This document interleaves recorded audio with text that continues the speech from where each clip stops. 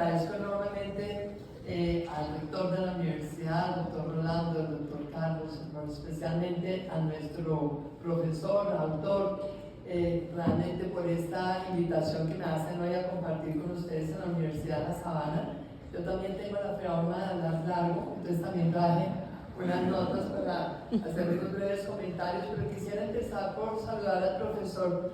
Dragman con un afecto enorme, con una admiración de siempre, con un abrazo desde la distancia, estos abrazos digitales. Me va a tocar ponerle un emoticón allá para que le llegue el abrazo. Es una persona de la que tengo unos maravillosos recuerdos, entre otras cosas. También he querido profesor por sus recomendaciones de los libros de negocios internacionales de Fulton y de Wallace, que fueron libros que tuve que consultar mucho cuando fui ministra de Comercio Exterior, y los casos de esos libros que realmente son bien interesantes en todo lo relacionado con negocios internacionales. Ojalá que lo tengamos a usted acá en Colombia pronto. Ojalá que esta universidad, que trae una nómina de profesores tan maravillosos de distintas universidades, pueda traerlo y podamos contar con usted acá en Colombia. Ahora que a todos nos preocupa enormemente cómo se está quedando limitado en ciertos aspectos el cumplimiento del derecho internacional, porque sabemos que ni todas las posibilidades están inscritas en las normas, en los acuerdos, en las convenciones, y que si bien es cierto lo que está escrito parecería que fuera suficiente, hay hechos que a veces realmente nos hacen cuestionar sobre la aplicación de muchas de esas normas. Estábamos hablando ahora con la profesora Carmelina Londoño sobre el caso tan interesante de Ecuador y México, en donde evidentemente sabemos está mal violar una sede diplomática, pero está quizás peor albergar en una sede diplomática a alguien condenado por corrupción en su país. Y cuando vimos todos cómo México entonces se escandaliza y hace escandalizar al mundo con la conducta de Ecuador, me pregunto por qué nadie se ha escandalizado frente a la conducta de México albergando y protegiendo a un delincuente de corrupción condenado por corrupción. Y son muchísimos los temas en donde de verdad su expertise, sus reflexiones y también sus posiciones a veces críticas, recuerdo, sobre el funcionamiento de las instituciones multilaterales. Hoy sentimos en Naciones Unidas, sin ir muy lejos, un multilateralismo lleno de formas, de solemnidades, de burocracia y de poca efectividad en momentos en que la humanidad entera necesita efectividad. Vemos cómo cuando la invasión de Rusia a Ucrania, le confieso que en esos días tuve la tentación de buscarlo a usted para pedirle consejo sobre cómo logramos una acción mucho más eficaz, mucho más de impacto por parte de Colombia en un escenario como el de Naciones Unidas, donde, digamos, la verdad, poco de interés nos ponen a los planteamientos de Colombia, pero en ese momento estábamos realmente de alguna manera liderando la posición más dura sobre la reacción que debería haber en Naciones Unidas en contra de Rusia por esa invasión a Ucrania. Pero la verdad es que la humanidad no alcanza a terminar de sorprenderse con uno de los múltiples hechos que suceden hoy por hoy, cuando ya nos llega el siguiente y el siguiente y el siguiente, y se van olvidando todos ellos, o no se van olvidando, pero quedan todos irresolutos, todos allí pendientes de una solución que no sabemos cuándo llegará. Para usted también ser profesor lo cercano que es el tema de Israel y por supuesto de Palestina. Todos queremos que se acabe esa guerra, pero todos sabemos que la originó un ataque terrorista de Hamas contra Israel. Que no nos equivoquemos, no fue simplemente un ataque de terrorismo, fue un ataque deliberado, que eso es el inicio de una serie de acciones para tratar de destruir el Estado de Israel. Y entonces, en lugar de estar en este momento la burocracia y toda la comunidad internacional del multilateralismo viendo como espectadores todo este desastre de tanta gente que muere, pues vemos realmente esa inoperancia en un momento en que deberían estar todos movilizándose para ver cómo logran una solución efectiva a la propuesta de los dos estados, que es quizás lo más razonable y lo que podría garantizar una convivencia de dos naciones. Y bueno, son tantísimos los casos. Entonces todo esto para decir, el profesor Juan Carlos Portilla ha escogido un tema que es absolutamente interesante y desafiante, pero ya pues el rector con sus dos anécdotas se nos adelantó. Entonces se nos adelanta y nos ponemos ante el presente las 4 ideas que plantea Juan Carlos, sino que realmente también nos genera a todos esa gran preocupación que tenemos sobre cómo lograr realmente una mejor capacidad de controlar los flujos de dinero que pues ahora se mueven entonces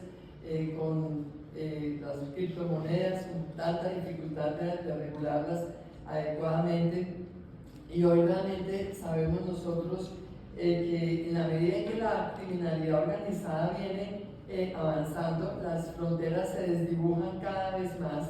y estas redes del crimen se han vuelto unas redes transnacionales del delito, como bien decía el profesor Dragman, con todas las ventajas que les da realmente hoy por hoy a ellos la digitalización, la tecnología, toda la internacionalización y la globalización, pues se han convertido sin duda en una ventaja para la gente que hace los negocios correctamente, pero también en una ventaja para estas organizaciones internacionales del crimen. Entonces sabemos que en ellas lo que ha primado es una capacidad colaborativa que a veces no tienen las empresas legales. Ellos sí se unen, no importa el color, no importa el rótulo, no importa nada, para ellos lo importante es lograr obtener una rentabilidad. No hacen ninguna diferencia de nacionalidades ni cuál es la especialidad a la cual se dedican, porque cuando se trata de crimen organizado lo importante es lograr esa rentabilidad, generar riqueza, y por esa razón vemos nosotros entonces que se fortalecen a través de múltiples modalidades del crimen, obviamente el narcotráfico, la explotación ilícita de yacimientos mineros, la corrupción como un delito puro que facilita obviamente otros delitos, el contrabando, el tráfico de migrantes, la trata de personas, la extorsión, los delitos contra el medio ambiente, entre otras, son parte de esa estrategia que ha venido siguiendo el crimen organizado para poder ampliar su portafolio de productos. Pero también lo que han hecho ellos es lograr extender toda su red de operación, estableciendo sucursales, muchas veces también virtuales, en todos los rincones del mundo. Y ahí vemos entonces esa estrategia de ampliar su campo de acción, sus zonas de control y tener entonces más allá de las fronteras nacionales en sus actividades, llegando ahora al ciberespacio. Al respecto es muy importante señalar que la tecnología es esta aliada, nos pone también grandes desafíos, y lo decía también el profesor Blackman, tenemos que lograr que nuestros jóvenes, pero que también la gente mayor, se sofistiquen más, nos sofistiquemos más en entender, en aprender de algoritmos, en conocer realmente cómo a través de la tecnología se facilitan tantos delitos, porque de hecho muchos de ellos, esos recursos ni siquiera van a manejarse a través del sistema financiero. El sistema financiero ha sido el principal objetivo del control, obviamente hasta ahora, de las actividades de las finanzas ilícitas, del lavado de dineros, del lavado de dineros provenientes del narcotráfico y otras actividades, del uso de recursos también para el terrorismo, pero hoy por hoy buena parte de esos recursos ni siquiera se manejan a través del sistema financiero. Entonces es una gran equivocación concentrar los controles exclusivamente en el sistema financiero. Y como bien decía también el profesor, pues es necesario revisar buena parte, fortalecer esta legislación internacional, el profesor Portilla, porque hoy vemos nosotros que muchas de las convenciones y los marcos internacionales están totalmente desactualizados. Ayer veíamos con el doctor Alvarado, decano de la Facultad de Derecho, las convenciones de Naciones Unidas, la Convención Interamericana de la OEA sobre lucha contra la corrupción, pero por supuesto se hicieron en el 97, a principios de este siglo. Ninguna de las dos se refiere al crimen transnacional organizado de esta manera, ni mucho menos a través de todo lo que sucede con las facilidades digitales que brinda todo este avance de la tecnología. Por supuesto, debemos entonces lograr que haya un mayor conocimiento no solamente de las amenazas, sino también de las herramientas para combatir estas amenazas. El ciberespacio, que hoy lamentablemente es el lugar donde hay los peores crímenes también, la dark web, que es una realidad con la cual nosotros tenemos que enfrentarnos con más tecnología, con técnicas especiales, con agentes encubiertos, con anticipación y más conocimiento de todas las amenazas que allí convergen.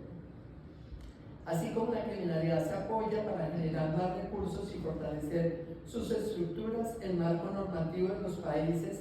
debe converger con el derecho internacional para enfrentar con una mayor coordinación y mejor cooperación internacional estos fenómenos que no reconocen jurisdicciones. Los países se enfrentan a un reto mayúsculo que no puede abordarse de manera aislada, sino con todos los instrumentos de la cooperación internacional para compartir información útil en el marco de la lucha contra el crimen organizado. Todos los esfuerzos de los países, su legislación y el derecho internacional deben encaminarse al bienestar de la sociedad. Queremos países que tengan crecimiento económico acelerado, índices importantes de generación de empleo, inversión extranjera, etc. Pero ello solo es posible si se cumple con la variable de la seguridad, algo que lamentablemente hoy en Colombia no se está cumpliendo. Lograr la seguridad sí es posible. Veamos, por ejemplo, el caso exitoso de El Salvador. Allí Nayib Bukele llevó a su país de ser uno de los más violentos del mundo a convertirse en uno de los más seguros y prósperos. Su plan de control territorial le devolvió el país a los salvadoreños y se lo quitó a las maras. Hoy los criminales están donde deben estar, en las cárceles de máxima seguridad. Hoy los salvadoreños están donde deben estar, en las calles de El Salvador, caminando tranquilos, viviendo una vida normal, disfrutando de su país. Hoy la economía de El Salvador es una de las que tiene mayor proyección en la región, donde hay mayor inversión extranjera, mayores índices de crecimiento y por supuesto van a alcanzar mucho más porque su objetivo, como lo ha dicho el presidente, es convertirse en el próximo Singapur. Y yo sé que acá mi gran amiga, la doctora Carmelina, debe estar muy preocupada diciendo, pero ¿y qué pasa con los derechos humanos? Es que tiene que haber, obviamente, esa capacidad de ser respetuosos del derecho internacional, buscar por encima de todo el bienestar del país, respetuosos del Estado de Derecho y comprometidos con el respeto a los derechos humanos. Y eso se puede hacer. Yo les quiero decir a ustedes que entre los muchos ejemplos de políticas exitosas, lo que hizo el presidente Álvaro Uribe en Colombia sirvió muchísimo. El doctor Portilla lo conoce también bastante. Pero también sabemos que hay debilidades totalmente inaceptables en el interior del ejército que se tienen que corregir. Hay que estar trabajando todos los días en evitar esas debilidades, en fortalecer la institucionalidad, porque instituciones fuertes significa instituciones legítimas, donde no hay controles, no hay legitimidad, donde hay tolerancia, no hay legitimidad. Y precisamente para tener el Estado de Derecho y la seguridad que queremos, se necesitan esos controles y se necesita esa legitimidad. Pero les quiero decir una cosa, el ejército de Colombia es hoy por hoy uno de los más reconocidos, al igual que la policía colombiana, por sus estándares muy altos en materia de respeto a los derechos humanos. Entonces,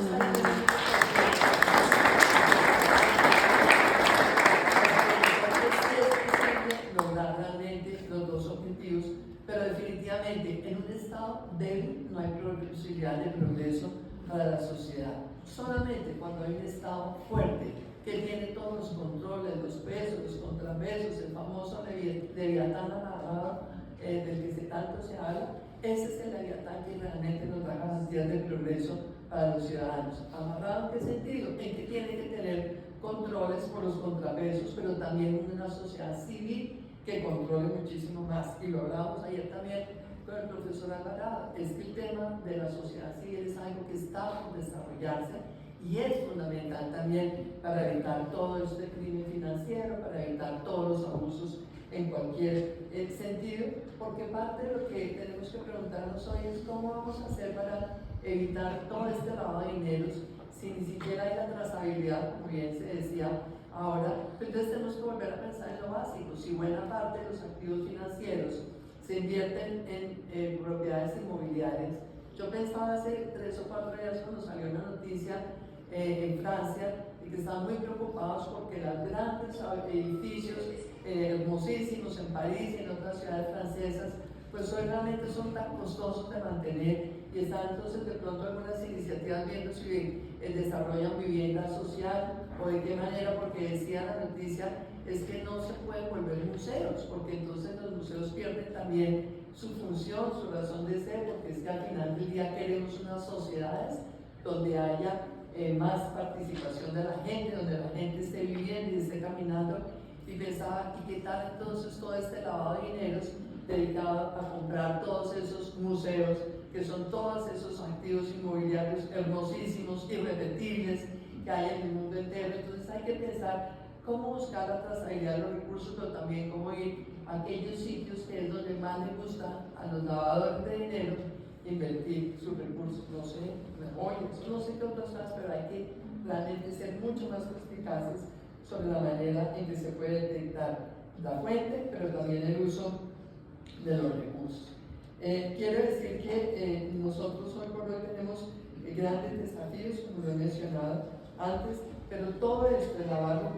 de combatir el lavado de dinero parte también de una decisión que tiene que ser indeclinable de toda la sociedad por combatir la corrupción. Lo hablábamos ayer. Esto no es solamente un tema de entramado de normas, esto es un tema de conductas, esto es un tema cultural, esto es un tema de determinación. Los problemas de corrupción tienen que ver con la educación, y no es solamente la educación de venir a una institución universitaria, la educación que comienza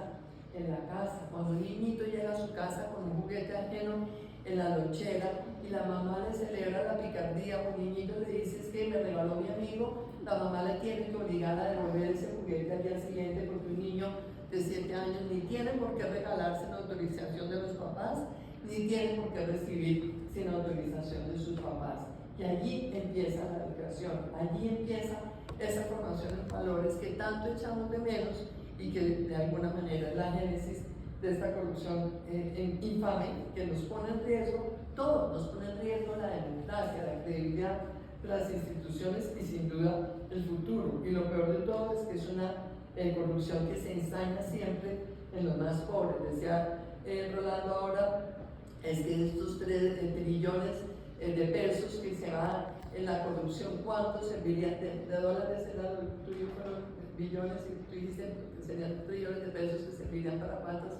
personas. Pero lo más triste es que esa corrupción se ensaña en los más pobres. Los programas de alimentación escolar, los temas de la educación, en todo eso los que más sufren justamente son los más pobres, y por eso es tan urgente poder realmente acabar con esta corrupción. Yo quiero terminar simplemente diciendo que sabemos que el sector financiero colombiano tiene una trayectoria de solidez reconocida a nivel internacional. Nuestra legislación penal ha tenido avances indiscutibles.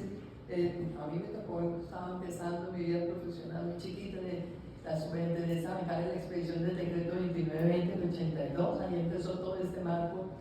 normativo, pero pues hoy por su fortuna el Código Penal colombiano ha tenido avances importantes. Sin embargo, parecería también que hay que mejorar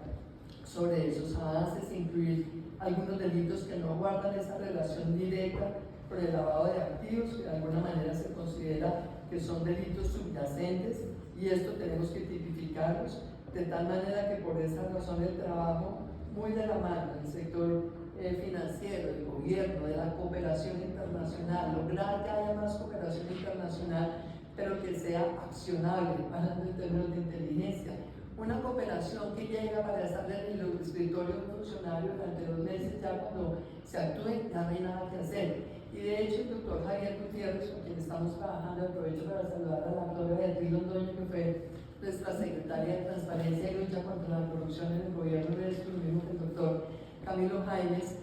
Con ellos y con Javier Gutiérrez hemos venido trabajando en una alianza por la transparencia, y Javier Gutiérrez ha dicho muchas veces, cuando se crearon las unidades de lavado de activos, entonces pensamos que habíamos logrado ya lo máximo. Pero mentiras, todo se va quedando atrás frente a la sofisticación de los corruptos y de los lavadores de activos. Entonces uno dice, estas unidades, las unidades de lavado de activos, de análisis financiero, tiene que tener la capacidad también de hacer un análisis que dé valor agregado a los hechos y a la información, pero que pueda ser accionable. ¿En qué sentido? Que sea una información que pueda suspender transacciones sobre